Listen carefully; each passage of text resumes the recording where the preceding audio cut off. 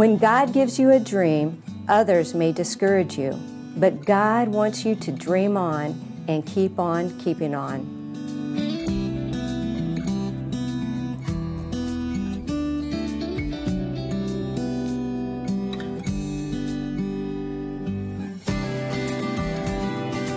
At a very young age, Ernie's desire was to sing for Jesus, and he's been fulfilling that desire ever since. A native of Indiana, Ernie grew up loving quartet music in the legendary cathedrals. Little did he know that one day he would be part of that group and marry one of the legendary group members' daughter, Lisa. Later, he formed Ernie Haase in the Signature Sound, and his songs have earned Grammy nominations, Dove Awards, and Billboard Christian Top Tens. But in the face of grief, his message is keep on keeping on. This is his story of unshakable faith. This is today's Nashville. Ernie, it's so great to be with you on Music Row today. Thank you, Terry. It's a pleasure to be here with you. It's so wonderful to meet you, and a Hoosier. A fellow Hoosier, that's yes, right. Yes. Yeah, I'm originally from Newburgh, Indiana, and I've traveled the world telling everybody and they're all like, where's Newburgh? You know what? People from Indiana, they're just wonderful, aren't we? Oh, well, we are. We got a lot to be proud of in that state, and it's just a good place to raise a family. Yeah. And so, tell me about your life growing up. Well, there in little Newburgh, Indiana, it was just, everything was wrapped around church and sports. You know, I played baseball, football, and of course, you get this because you're a Hoosier. Mm-hmm. Every driveway had a basketball goal. Yes. And so it's not like there was one that we just shared. So everyone had one, and it was all basketball. It was basketball, and then we'd set up some little floodlights, and we'd play all night long. So, yeah, it was a great way to grow up, and I guess we were sheltered, you know, from the world, but you know, that's just. I just cannot thank my parents enough for raising us that way, and seeing the value in it. And they're still there. My brother, they're still in Newburgh, Indiana, and so I still call it my home. They're my people, and so it's just a great way to learn music too. There was a lot of different types of music in our high school, and so I talk to my high school music director. She's 92 years old now, Mrs. Kathy Ewing, and. You know, so there was church music, there was choral music, there was barbershop. I was in a 50s doo-wop band. You name it, I sung it. But I gravitated towards the gospel music. Well, I read that you knew that you loved gospel music at the age of 8. Yeah, well, music was always in our house. We would do things at our house called cottage prayer meetings. So that was when revival was coming to our church. We'd always gather at our house, and there would be prayer meetings to pray that God would just bless it and anoint the service, and pray for anybody that needed salvation. You know, so we'd have those times, and I was always the one, hey, Ernie, lead us in a song. You know, so I'd stand on the piano bench and start singing, Victory in Jesus. And so pretty much after that, they would say, okay, Ernie, that's enough, go away. Because I put on a concert for them, you know. But yeah, gospel was where I gravitated towards, and the story goes, this is the condensed version, second grade, I came home from school, of course I don't remember this, but just out of my mind with horrible headaches, and I had a really bad case of spinal meningitis. They had to do 3 spinal taps in one day, so it was just a difficult time for my parents especially. But I do remember being in ICU and all that, and God touched me. I came out of it with no side effects, just a little loss of hearing in the right side here. And my mom said there was a day I came up to her and said, can I sing for Jesus? She said, yeah, absolutely. I said, no, I want to travel. That's what I want to do with my life. I want to sing for Jesus. And, so you made that decision at a very young age. Yeah, something happened. I think it was because of those prayer meetings, and then at church, singing, and then we'd always go to nursing homes and we'd sing. I just think I liked the connectivity of being able to not only perform but connect people to Jesus, and so I've given my life to that. I'm going into my 34th year of touring singing and writing and singing for Jesus. Yeah. Tell me when you made the decision to follow Jesus. At a young age, was this at the time? Yeah, I think it was about age 5 or 6. And I'll tell you, I've doubted this because as you're older, you know, a lot of times pass, so there's some things you may have forgotten about that decision. But I was 5. I was in Sunday school, and I gave my heart to the Lord, and I doubted that decision. It's just not fair to judge a 5-year-old's decision because it really is a pure. I think a lot of people, you're right. They'll say, "Oh, do they really know what they're doing?" Or Yeah, you know. and then I self-doubted. This was probably 12 years ago. We were doing a Gaither videotaping at the Cove in Nashville, North Carolina. I had just read Mrs. Graham's book, you know, and she was raised in a Christian home, and she said there was never a time she didn't know Jesus. And she said it just was not fair to judge a little girl's heart. It was kind of the same little verbiage that I was thinking in my mind. So I went up to her and I told her, I said, I have struggled with assurance all my life. And she grabbed my hand. She said, Ernie, rest in Jesus. This isn't about you. It's about what He did for you. And so it was like the weight of the world was lifted off my shoulders that day when Mrs. Graham said that. So well, I think there's a lot of pressure when people say, when was your spiritual birthday? Yeah. When people ask me that, I can't give them a date. Can you give them a date? I mean, not on a calendar, no. And so I agree with you. I know the time, but I don't have a spiritual date. And sometimes people look at you like, well, don't you remember? And well, we're not widgets. I mean, everybody's different. But I love, you know what Mrs. Graham said, yeah. Well, like I said, we're not bots, you know. So everybody's personal decision to follow Christ is just that. It's personal, and so that's my story, and I'm glad I have that story. God has allowed me to go tell that story to a lot of people, and I tell it to young people when we do those kind of events. And I just say, hey, listen, you can go and you can spend your life trying to figure it out, and then have a lot of regrets, and a lot of scars, and a lot of emotional baggage. I've never known anybody that said, I wished I'd waited to give my life to Jesus. So if you're 5, 6, 7, come to Jesus. You'll never regret it. No, that's a great message. What happened after high school? Well, after high school, well, I had a partial music and baseball scholarship. So I pursued that. But in the back of my mind, I had heard a quartet, and it was called the Cathedral Quartet. So I was 16, 17 years old when I heard them. So everything was being formed by that fateful night when I heard them, because that was the culmination of wanting to sing for Jesus, wanting to perform, loving to wear a suit and tie. I mean, those guys were the embodiment of everything that I wanted to do. And so after a year of school, I got a call from the Cathedral Quartet, of all people, and said, hey, we followed you, we've heard you, and we're going to have to make a decision on a new tenor vocalist, and would you consider singing with us? Oh, man. It was like, and that was 7 years after I first heard them. So I prayed that night at 16, Lord, let me sing with them. And then that night they called, and He answered my prayer 7 years later. So God's delays are definitely not denials.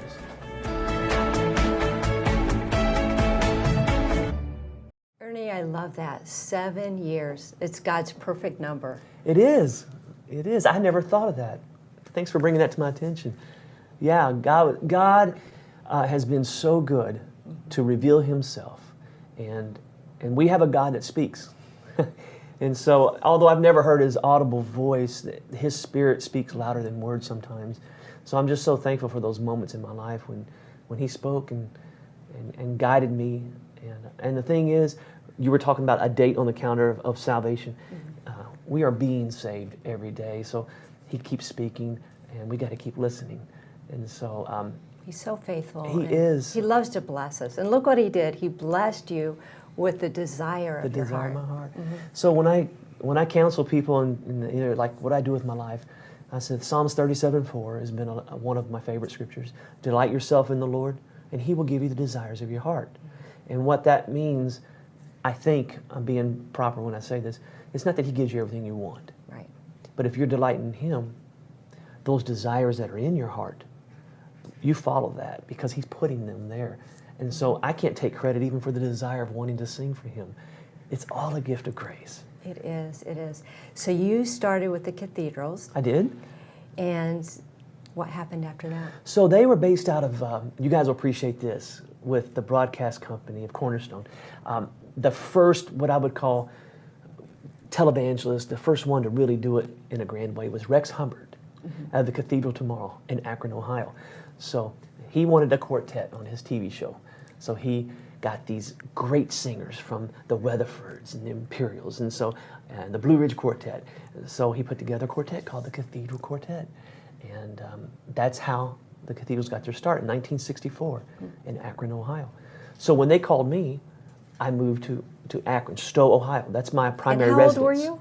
I was 25. Okay.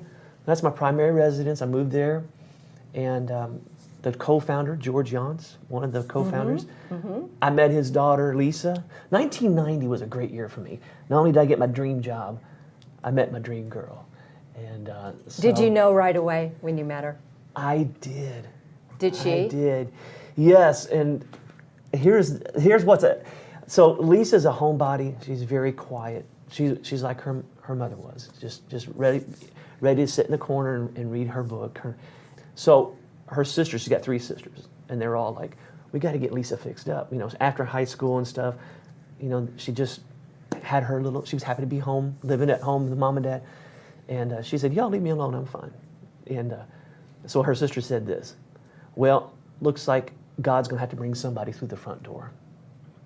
And when the cathedrals hired me, about 3 weeks later, they asked me to come over and eat dinner. I walked in the front door.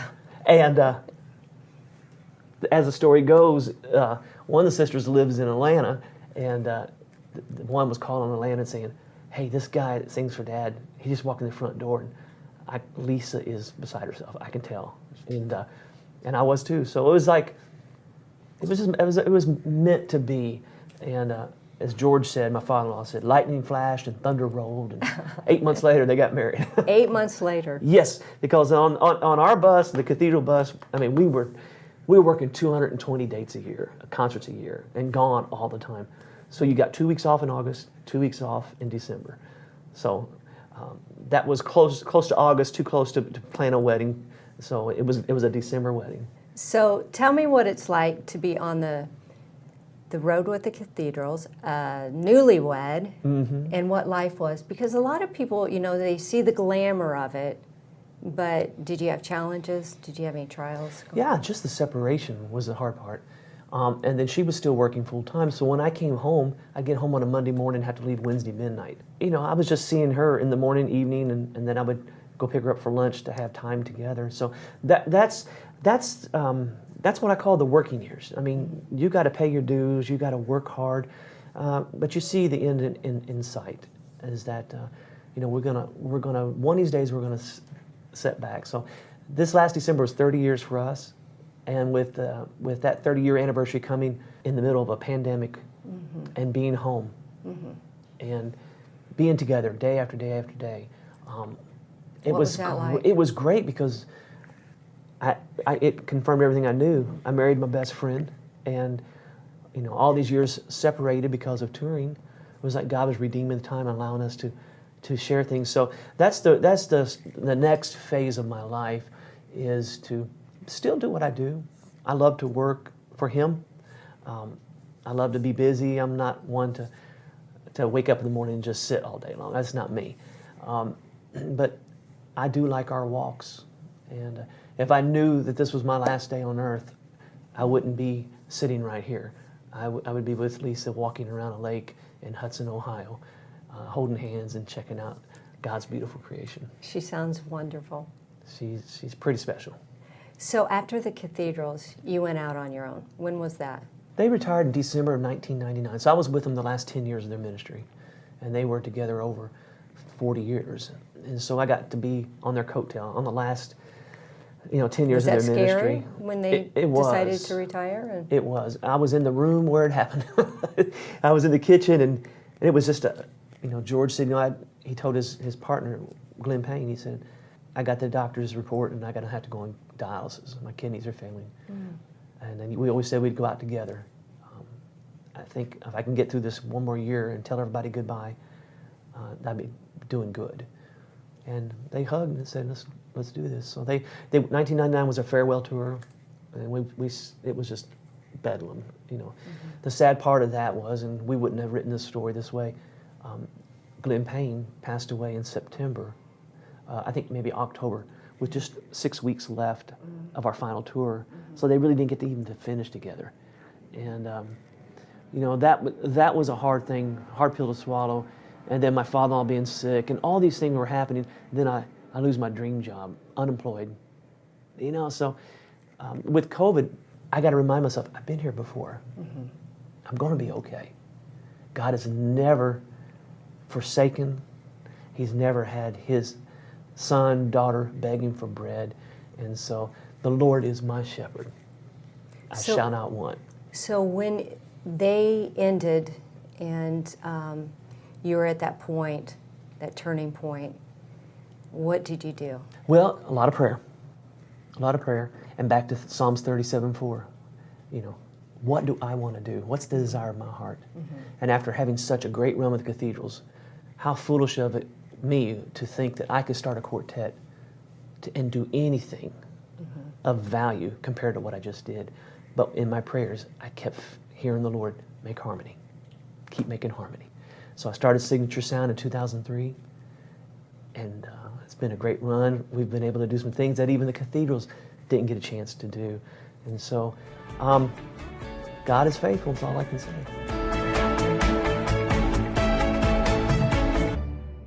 Ernie, I love how God works. You started Signature Sound. Tell me about it. Ooh, well, I sing first tenor, all right, so that's a demanding position in a quartet, Southern Gospel quartet especially.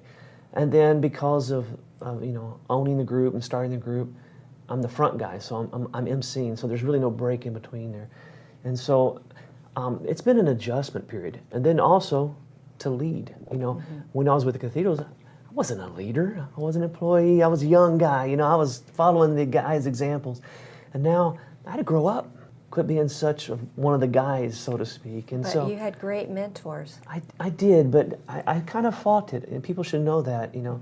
And people have spoken into me and saying, you're a really good leader, Ernie, or you're a visionary, or you got ideas. I don't see that about me. It's just, I'm just doing me. I'm just going out and just waking up every morning just doing what I do. But the responsibility of owning a group, managing a group, emceeing, writing songs, all like that, it got really heavy really quick. And so there were some times where I just needed help. I needed spiritual guidance from somebody who could give that to me. And so there are people who see us and see what we do, and they think, you know, well, maybe we got a corner on the market of joy and happiness and hearing God's voice. It's like Jacob. It's a wrestling match, and you got to keep wrestling. You got to keep wanting to know God, and you got to keep wanting to be more like Him. And it's like Jesus said to the guy at the pool, what do you want? I want to be well. Okay. And so I've enjoyed working together with Christ, working not only on my craft, but letting Him work on me. That's kind of where I'm at. And nothing teaches you more than loss, sorrow, trials. And you've had some of that in your life Absolutely. recently. Yeah, we've lost. It's been a season of loss these last 5 or 6 years. I spoke how close my family is. My wife lost her sister and lost 2 of her sisters in the last few years. And it was very quick and very sudden. And then her mom during this past year of COVID passed away. And then loss comes in different shapes and forms. Yes. I lost my job again. You know, for a whole year we were not touring. How did you handle that? Some dark days. You know, my primary residence is in Northeast Ohio, and those who are from that area know that we don't have a lot of light in January and February. So there was a lot of dark days, figuratively and literally, and just talking to the Lord. And you know, I just felt Him say to me, keep on, keep on, keep on. If you got one more breath, take one more step, rise up in faith. So God started pouring His light into my heart and my life, and usually when that happens, a song's about ready to be written, you know. So, Well, tell me about keeping on. Yeah, so we got in the studio recently and recorded 14 new songs that I had a chance to help write, the majority of them, and they came from those dark days. Mm-hmm. So let me just say this, the songs are not dark. Mm-hmm. They're the light that God shed in my heart. But they came from some dark times. Keeping On is the new record. The title song, Keep On, Keeping On, is a message that I share to God's people. Can you sing a few? Well, every line in the first, I'm not featured on the song, but let me see if I can. The first verse are lines that I have quoted to my family this past year. These are some dark days. We've had some heartache, more than enough. Long, long are those cold nights. Feels like there's no light. But fear says give up.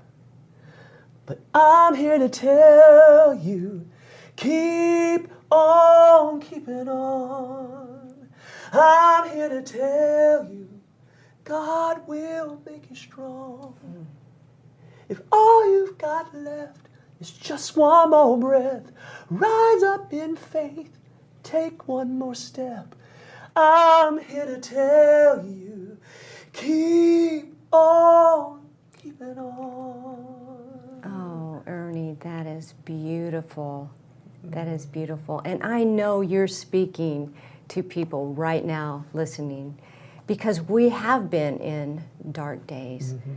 So your new songs, Keeping On, are they out? They had just released a few weeks ago, and of course it's in retail stores, but however you stream music. Mm-hmm. But one way that I would encourage, in our website, but what happened with this record, there's a song on there that I wrote. It's very upbeat. It sounds like a 70s sitcom. It's called Good to Be Home. And so I got to thinking on those dark days, the Lord kind of just spoke to me and said, methods and means change. My message remains the same, feed my people. So I sat down in front of my iPhone camera one Friday night and went on Facebook Live and said, how are you doing? Hey.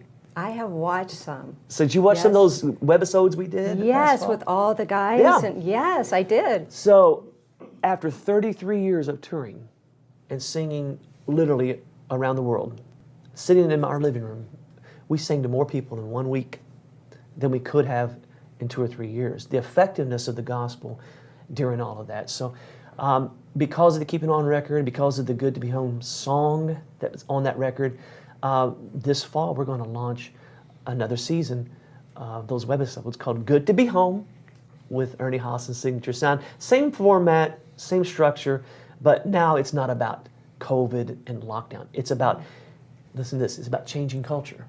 You do not change culture by screaming or by rules or laws. You change it one home at a time. Love begins at home. Forgiveness. Oh, we need that message understanding, so bad. Listening. All those things begin at home. And so, as the song says, it's good to be home. If you can't say it's good to be home, let's fix that first. Let's let Christ come in and change that culture. And then I believe that's how you change the world. So where you're on YouTube?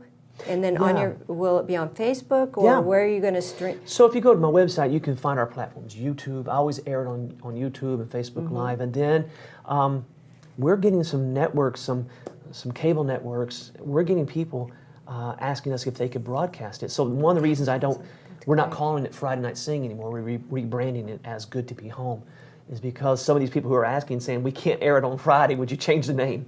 So I was like, oh, after all that work. But when I wrote the song Good to Be Home, I'm like, okay, that's how this is going. So everything's unfolding right now. I don't know how it's going to end, but it's a new season for me and a new way to share the old story that never grows old. Jesus saves, and Jesus and God and the Holy Spirit together can be trusted with everything in your life. Ernie, you are a blessing. Oh, and I just want to thank you for encouraging people to keep on. Amen. My friend, are you facing dark times in your life?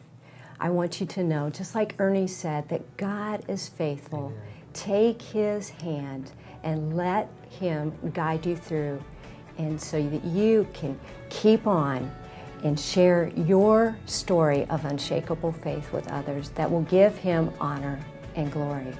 This is today's Nashville. This is faith.